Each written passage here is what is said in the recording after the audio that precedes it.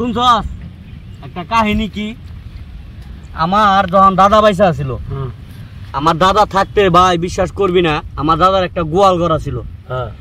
গোয়াল ঘরটা কি কমু ভাই, গোয়াল ঘরেতে গরু বাই করতে এ মুর্দা সূর্য উঠছে ও মুর্দা ডুবছে। কি করছে? হ্যাঁ এ দাদা থাম। হ্যাঁ ক আমার দাদার একটা মই ছিল 300 হাত। বস কি তোর দাদার এই মই রাখছিল কই? ওই যে মাথা ধরে দাদা গোয়ালে। এ তারা হল হ্যাঁ তোর সাফা বন্ধ কর আগে। আমার দোস্ত দিছে বগুড়ায় দাওয়াত দই চাস। আমি গেছি শালার গাড়ি ভাড়া করে গেছি দই খাবার লাগে। দই খাবার যাই দে শালাটা বিশাল এক কাণ্ড। হ্যাঁ কাণ্ড শালা যাই দিতে ৬-৭ তালার মতো একটা পাতিল এত বড় লম্বা। কোন শালার কেমনে কি করে উঠপার পাইতাছি না। হ্যাঁ না উঠপার ভাই বুদ্ধি কইরা আর পরে উঠছস কেমনে?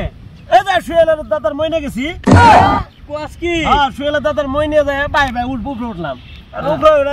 দই খাইতে খাইতে এমন এক অবস্থা পেট গেল বইরে শরীর দিলাম ছাইরে গেলাম শালা দইয়ের মধ্যে বইরে। হ্যাঁ বুঝছস ফাতিলের মধ্যে গেলাম পয়রা আর উঠ পারবে না। দিলাম ফায়ার সার্ভিসের খবর। হ্যাঁ আমি ফায়ার সার্ভিস আয় আর আমারে তেল মেল মাইরে দই ছয়া খাড়া করায় উঠাইলো। আর কি করবো বুঝছস তোরা সাফা বন্ধ এই দইটা বানাইছিল কি দে?